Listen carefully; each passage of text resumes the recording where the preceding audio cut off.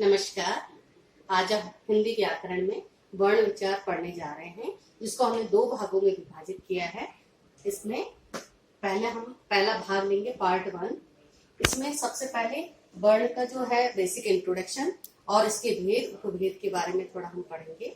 तो सबसे पहले हम वर्ण यानी अक्षर, यानी कि जो सबसे छोटी ध्वनि होती है, जिसके और टुकड़े नहीं किए जा सकते, उसे हम वर्ण कहते हैं।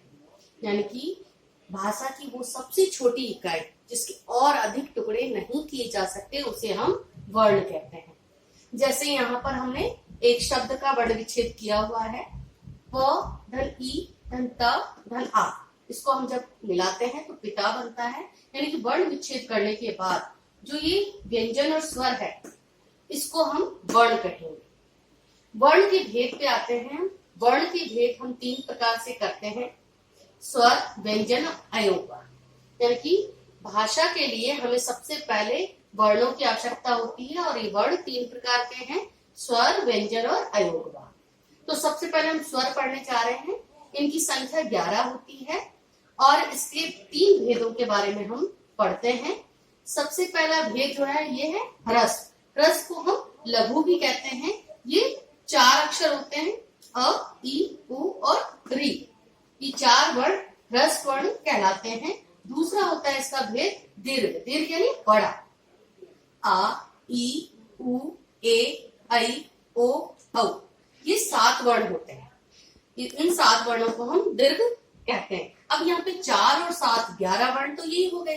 तो फिर प्लूत केवल हम उच्चारण में प्रयोग में लेते हैं, और इसलिए इसके कोई अक्षर निर्धारित नहीं किए गए। बस ये ध्यान रखना है कि जब लघु से 3 गुना समय जब लगे तो उसको हम प्लूत स्वर कहते हैं। मुख्य रूप से ये संस्कृत में काम में लिया जाता है। जब श्लोक का उच्चारण हम करते हैं, जैसे यहाँ ओम, भैया, काका, जब हम किसी को पुकारते हैं, आवाज लगाते हैं, तो उस समय जो है हम प्लूत स्वर का प्रयोग करते हैं। और इसलिए इसको हम लिखित रूप में, इसको भेद के रूप में नहीं मानते, लेकिन फिर भी ये उच्चारण में काम आता है, और इसलिए इसको तीसरे भेद के रूप में हम प्लूत स्वर के रूप में मानते हैं। अब वर्ण के दूसरे भेद पर हम आते हैं, जिसे व्यंजन कहते हैं।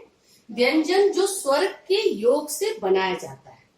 यानी कि आपने यहाँ पे देखा, यहाँ पे ये व्यंजन था, और ये जब हम इसमें स्वर जोड़ देते हैं तो पी, त में जब आ जोड़ दिया तो पिता। तो ऐसे ही हर व्यंजन में स्वर का योग रहता है। व्यंजन भी 3 प्रकार के होते हैं। इसको हम 3 भागों में इस तरह से बांट सकते हैं: स्पर्श व्यंजन, अंतस्थ व्यंजन, ऊष्म व्यंजन। अब इसको थोड़ा सा हम विस्तृत रूप में पढ़ते हैं। जो कंठ, तालु, मूर्धा, दंत, उष्ठ आदि से उच्चारित किए जाते हैं, उसको हम स्पर्श व्यंजन कहते हैं। ये क से लेके प वर्ग, ये 5 वर्ग के जो अक्षर हैं, वो स्पर्श व्यंजन कहलाता है। इसके बाद आता है अंतस्थ व्यंजन, जो स्वर व व्यंजन के मध्य उच्चारित होता है, और इसलिए इसको अर्ध स्वर भी कहा जाता है।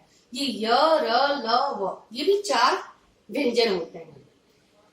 अब इसके बाद तीसरा इसका भेद आता है ऊष्म व्यंजन। यानी कि जब इसका उच्चारण किया जाता है तो ये मुंह में टकराकर ऊष्मा पैदा करता है, और इसलिए इसको ऊष्म व्यंजन कहा जाता है। ये भी 4 होते हैं: श, श, स और ह। इस तरह से ये 4 व्यंजन।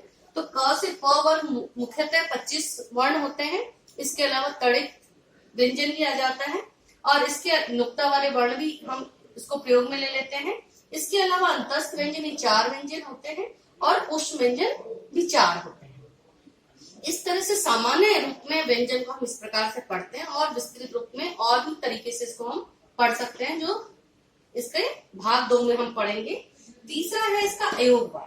अयोगवा यानी अ के योग से बनने के कारण इसको हम अयोगवा कहते हैं, और इसका प्रयोग स्वरों के बाद व व्यंजनों के पूर्व लिखा जाता है। यानी कि आपको ध्यान रखना है, अयोगवा जो है अ के योग से बनता है, और ये स्वरों के बाद और व्यंजन से पूर्व इसका प्रयोग किया जाता है। इसके भी 2 भेद होते हैं: अनुस्वार व विसर्ग। पहला अनुस्वार, जिसको हम बिंदु के रूप में प्रयोग करते हैं, चिन्ह के रूप में, और इसका उच्चारण नाक से होता है। ये ध्यान रखना है हमें। यानी जब भी इसको उच्चारित करते हैं तो हवा जो है नाक से बाहर निकलती है, और इसलिए इसको अनुस्वार कहा जाता है। जैसे हंस, पतंग, पंख, रंग, अंक आदि, ये अनुस्वार युक्त शब्द बनाए गए हैं। इसके बाद आता है विसर्ग।